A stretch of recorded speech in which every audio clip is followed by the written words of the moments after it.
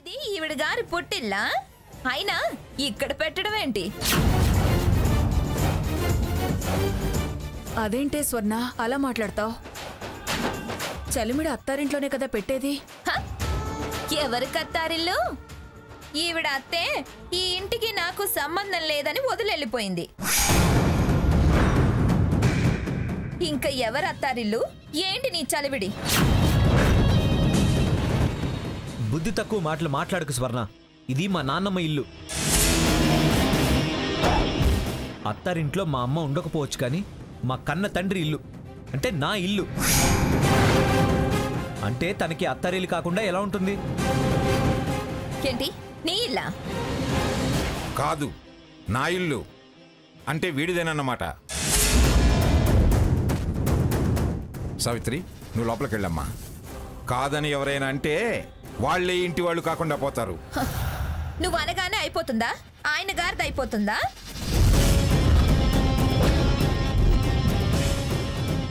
వీళ్ళకి మాకు ఏ సంబంధం లేదు.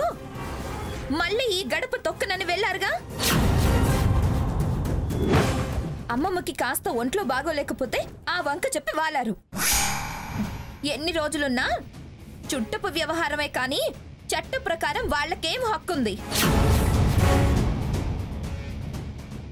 కరెక్టే, నువ్వు మాట్లాడిందే కరెక్ట్.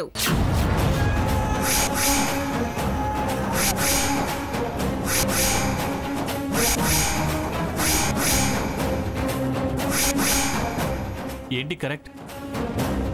హక్కుల గురించి మాట్లాడితే నీకున్న అన్ని హక్కులు వాళ్లకు ఉన్నాయి.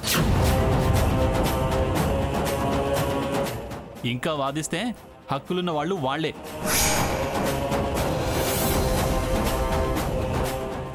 నీకు నాకు ఏం లేవే. శారద పెద్దమ్మకు నాన్నేం విడాకులు ఇవ్వలేదు. మా అమ్మ పెళ్ళే చట్టసమ్మతం కాదు, అది గుర్తుంచుకో. ఇది కరెక్ట్ పాయింట్. అర్థమైందా మంగతాయారు గారు? అలాగైతే హక్కులేని చోట మనం ఉండి ధర్మపిండాలు తింటాం ఎందుకు? పోదాం పదా.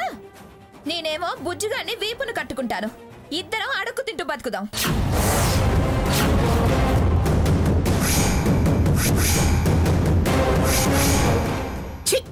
అదేమిటి? అడుగు తినాల్సిన కర్మ నీకేమిటి?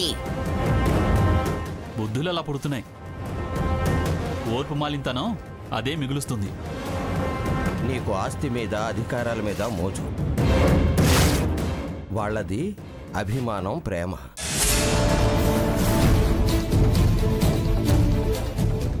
అది అర్థం చేసుకోకుండా అభాండాలు వేస్తూ అవమానాలు చేస్తే పొట్టగత్తులు లేకుండా పోతావు. వింటున్నావా అమ్మమ్మ? గ్రానీకేం చెవుడు లేదు, వింటూనే ఉంది. పదవే పద, నీ అడుక్కు తిని మోసు తీరుస్తా. పద. వదలరా, వదలదని చెయ్యి.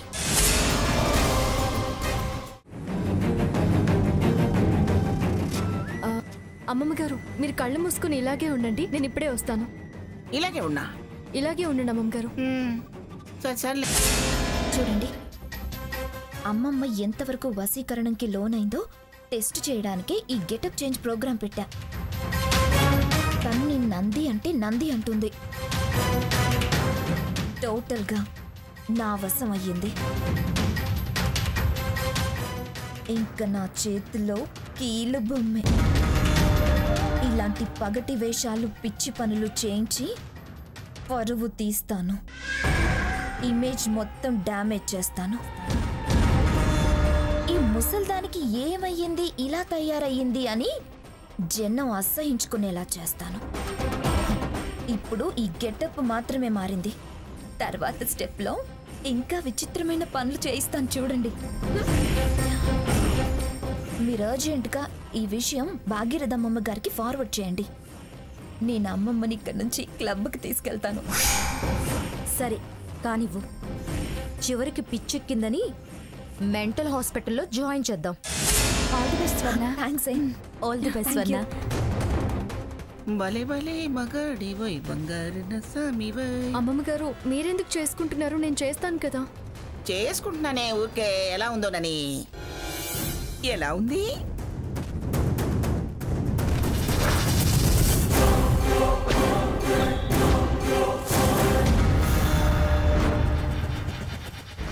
అమ్మయ్యా.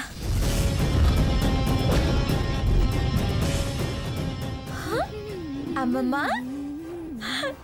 ఈ విగ్ నీకు సూపర్. ఇదిగో చీక్స్ కి రోజ్ వాటర్ టచ్ ఇవ్వు. ఏంటి స్వర్ణ ఇదంతా? అమ్మమ్మ గారిని ఇలా చేసావు. అమ్మమ్మ గారిని చూసి జనం అంతా నవ్వుకుంటారే. ఏం నవ్వరు, మెచ్చుకుంటారు. నీలాంటి లేబర్ వాళ్ళు నవ్వుకుంటారు. పాష్ పీపుల్ అప్రిషియేట్ చేస్తారు. అమ్మమ్మ చూడు ఎంత ఆనందపడుతుందో. నీకేం తెలుసు?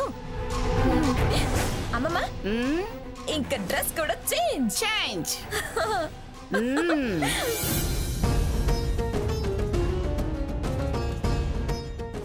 గ్రానీ ఇంతలా ఎందుకు మారింది? ఎందుకు ఇలా బిహేవ్ చేస్తుందో నాకు అస్సలు అంతుపట్టడం లేదు. స్వర్ణను ఎండీగా తొలగిస్తూ రిజల్యూషన్ పాస్ చేస్తూ మీటింగ్లో పడిపోయిందిగా. అప్పటి నుండే ఈ మార్పు అంతా.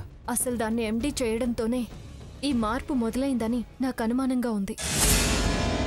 అది ఎండీ కావడానికే అమ్మమ్మ గారిని మెంటల్గా బాగా స్ట్రెయిన్ చేసింది. అమ్మమ్మ గారు స్ట్రెస్కి గురయ్యి అలా అయ్యారేమో.